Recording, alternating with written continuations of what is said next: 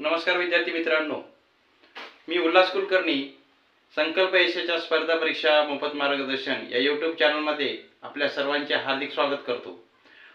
आज आपण अतिशय महत्त्वाचा घटक म्हणजे कोणत्याही स्पर्धा परीक्षेसाठी हा घटक परीक्षेमध्ये असतोच, म्हणजे या घटकावर आधारित प्रश्न परीक्षेमध्ये असतातच, असा घटक म्हणजे दिनदर्शिका, त्याला आपण इंग्रजीमध्ये कॅलेंडर म्हणतो। या घटकावर आधारित प्रश्न प्रत्येक परीक्षेमध्ये असतो। तर याची आपण आपल्या या व्हिडिओमध्ये बेसिक माहिती घेणार आहोत की दिनदर्शिकेवर आधारित जी बेसिक माहिती आहे त्यावरती आपण आज माहिती घेणार आहोत। तर बघा,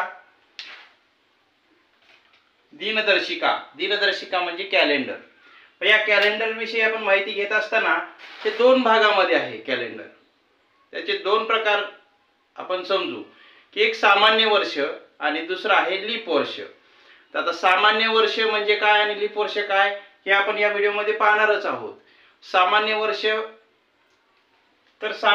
हे 365 दिवसांचे असते आणि त्या सामान्य वर्षामध्ये 365 दिवस असतात, 52 आठवडे असतात आणि 1 दिवस असतो।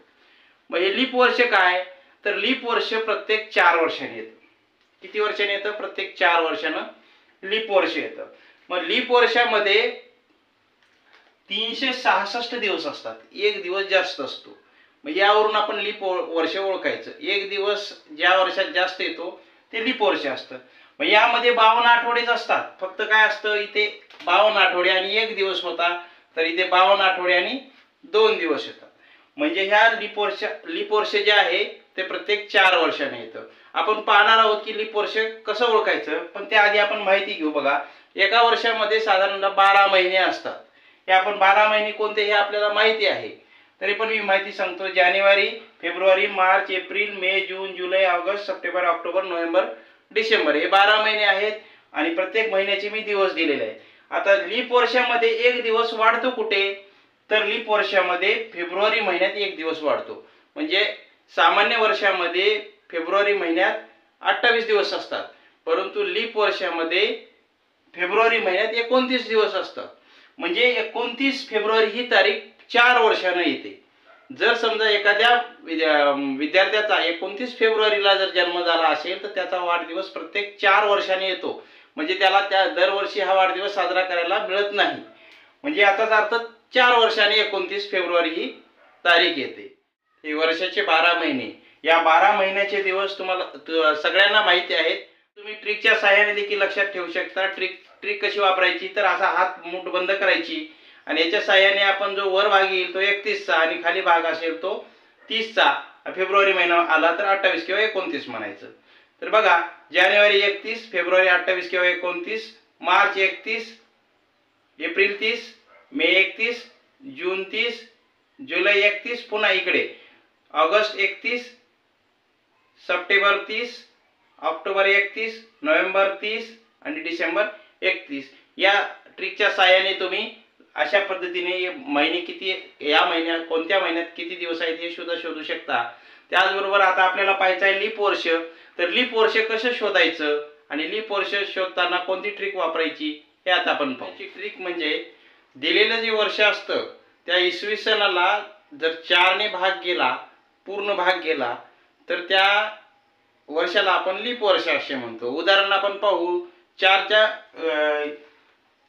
म्हणजे प्रत्येक 4 वर्षांना लीप वर्ष येतं। त्यामुळे येणारे जे वर्ष आहे त्या वर्षाच्या शेवटच्या 2 अंकाला काय करायचं, या वर्षाच्या शेवटच्या 2 अंकाला जर 4 ने भाग गेला तर काय करायचं, हे लीप वर्ष आहे असं समजायचं। पूर्ण भाग गेला तर इथे बघा 24 4च्या पाड्यात आहे, 4 सक 24 पूर्ण भाग जातो, म्हणजे हे लीप वर्ष आहे। आता 2023 हे लीप वर्ष असेल का? 23 ला 4 ने भाग जात नाही, 4च्या पाड्यात 23 नाही, भाग जातो पण पूर्ण भाग जात नाही, त्यामुळे हे लीप वर्ष नाही। 2016 बघा, 4 चौक 16 आहे, लीप वर्ष आहे, म्हणजे शेवटचे 2 अंक बघायचे। 8 बघा, 08 म्हणजे 8, 4 दोन्ही 8, म्हणजे हे लीप वर्ष आहे। आता 96 ला 4 ने भाग जातो का बघा, तर 4 दोन्ही 8, 1 उरला 16 झाले आणि 4 चौक 16, 24 आलं उत्तर, म्हणजे 4 ने भाग गेला, तर याचं हे लीप वर्ष आहे। तर 2004 4 पाड्यात आहेच, त्यामुळे हे पण लीप वर्ष आहे. पुढे बघा, आता 2024 हे लीप वर्ष झालं, येणारं पुढचं लीप वर्ष 4 वर्षाला असेल, म्हणजे 24 आणि 28. तर हे पण लीप वर्ष आहे, याला 4 ने भाग जातो, 4 7 28. हे बघा 21 आहे का 4च्या पाड्यात? नाही, त्यामुळे हे लीप वर्ष नाही. आता पुढे बघा, आता इथे 2 शून्य आले. हा, आता ही ट्रिक महत्वाची आहे.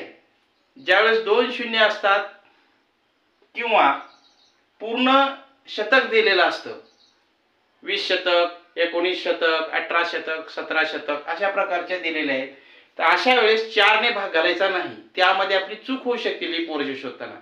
तर अशा वेळेस 400 ने भाग घालायचा त्याला. 400 ने कसा भाग घालायचा? तर बघा, 400 ने भाग घालत असताना आपण प्रत्येक ह्याला कसं करायचं सांगतो मी तुम्हाला. 400 ने भागायचं. काय करायचं? हे 2 शून्य कमी करायचे, हे 2 शून्य कमी करायचं. उरलं काय? 4 आणि 20. 4च्या पाड्यात 20 आहे का? तर आहे, म्हणजे हे लीप वर्ष आहे 2000. मग हे बघा, तशा त्याच पद्धतीने हे 2 शून्य कमी झाले, हे 2 शून्य कमी झाले. मग उरले काय? 4 आणि 19. 4च्या पाड्यात 19 आहे का? तर नाही, म्हणजे हे लीप वर्ष आहे का? नाही. म्हणजे आपण सरळ सरळ असं म्हणायचं नाही की शेवटचे 2 शून्य असतील तर त्याला लीप वर्ष आहे, कारण 4 ने भाग जातो म्हणजे. तर जे शतकाचं वर्ष असतं त्याला पूर्ण 400 ने भाग घालायचा, नाहीतर आपलं लीप वर्ष चुकण्याची शक्यता असते. इथे बघा, 1800 ला 400 ने जर भागलं, 2 शून्य कमी झाले, 4च्या पाड्यात 18 आहे का? तर नाही, तर हे लीप वर्ष नाही. 17 सुद्धा 4च्या पाड्यात नाही, त्यामुळे हे सुद्धा लीप वर्ष येत नाही. आता 16 ला बघा, आहे का? नाही. हे 2 शून्य घटले, हे 2 शून्य घटले, 4 16, म्हणजे हे लीप वर्ष आहे. फक्त आपल्याला अडचण कधी येणार आहे? ज्यावेळेस शतकामध्ये वर्ष असेल 1500, 1400, 1300, 1200, 1600, 1800, 1900, 2000, अशा वेळेस आपण 400 ने भाग घालायचा, किंवा पुढचे 2 शून्य कमी करून त्याला 4 ने भाग घालायचा. यावरून आपण लीप वर्ष शोधू शकतो. मग लीप वर्षामध्ये काय बदल होतो? तर फेब्रुवारी महिन्यात फक्त 1 दिवस वाढतो. म्हणजे फेब्रुवारी महिन्यात ज्या विद्यार्थ्याचा वाढदिवस असेल 29 तारखेला, त्याचा वाढदिवस प्रत्येक 4 वर्षांनी येतो. कोणत्याही महिन्यामध्ये जो वार असेल, समजा ज्या तारखेला वार असेल तो 7 दिवसांनी तोच वार येतो. म्हणजे 7 दिवस असतात आठवड्यामध्ये. 7 दिवस झाले की पुन्हा तोच वार येतो. समजा 1 तारखेला जर सोमवार असेल तर 7 दिवसाने म्हणजे 8 तारखेला सोमवारच येतो. पुन्हा 7 दिवस त्याच्यात आपण मिसळले, 15 तारखेला सोमवारच येतो. म्हणजे 7 दिवसाने तोच वार येतो. त्याच्यानंतर 7 तारखेला जो वार असेल तो 14 तारखेला येतो. म्हणजे 7 आपण मिसळत गेलो त्याच्यामध्ये. तर आपण पाहिलं 31 तारखेचे महिने आहेत. 31 दिवसाचा जो महिना आहे त्यामध्ये 1 तारखेचा, 2 तारखेचा आणि 3 तारखेला जे वार असतील ते 5 वेळा येतात. समजा सोमवार, मंगळवार, बुधवार असतील 1, 2, 3 तारखेला आपण समजा म्हणतोय, तर सोमवार, मंगळवार आणि बुधवार हे तिन्ही वार त्या महिन्यामध्ये 31 तारखेच्या 5 वेळा येतात. म्हणजे जे 1, 2, 3 तारखेला जे वार आहेत ते 5 वेळा येतात 31 तारखेच्या महिन्यामध्ये. पुढे बघा, 30 दिवसाचा महिना जर असेल तर 1 आणि 2 तारखेचे जे वार आहेत ते 5 वेळा येतात. का? तर 28 तारखे, हे बघा पुढे 29 दिवसाचा महिना, त्याच्यामध्ये फक्त एकच वार, हा 1 तारखेचा जो वार असतो तो 5 वेळा येतो. आणि 28 दिवसाचा महिना असतो त्यात कोणताही वार 5 वेळा येत नाही, सगळे वार 4च वेळा येतात. म्हणजेच 4 आठवडे होतात. तर याच्यामध्ये बघा, प्रत्येक याच्यामध्ये जर आपण 28 वजा केलं तर 3 शिल्लक राहतात, म्हणजे 3 दिवस 5 वेळा येतात. इथे सुद्धा 28 वजा केलं तर 2 शिल्लक राहतात, म्हणजे 1 आणि 2 तारखेचा वार 5 वेळा येतो. इथे जर 28 वजा केलं तर एकच राहतो, म्हणजे 1 तारखेचा वार 5 वेळा येतो. याच्यातून पण 28 वजा केलं तर 0 राहतो, म्हणजे म्हणून 0 वेळा कोणताही वार 5 वेळा येत नाही. तर 31 तारखेचा जर महिना असेल तर त्या महिन्यात जी तारीख असेल त्याच्या पुढच्या महिन्यात त्याच तारखेला 3 दिवस पुढे जातो. तर कसं ते पाहू आपण. बघा, 31 दिवसाचा जर महिना असेल, समजा 1 ऑगस्टला सोमवार आहे, म्हणजे 31 दिवसाचा महिना आहे. मग 1 सप्टेंबरला कोणता वार येईल?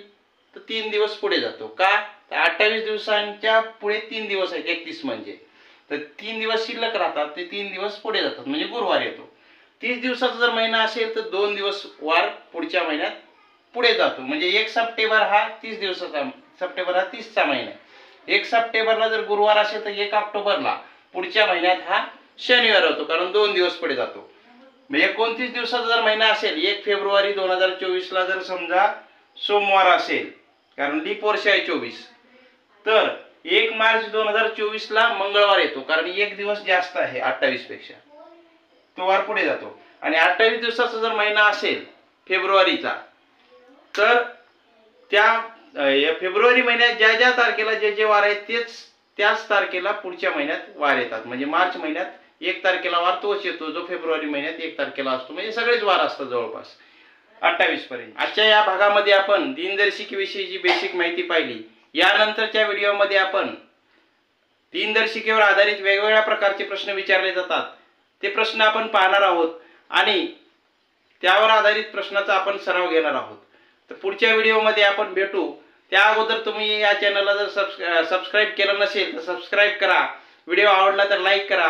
काही अडचण असेल तर कमेंट करा. धन्यवाद. आपण भेटू पुढच्या व्हिडिओमध्ये.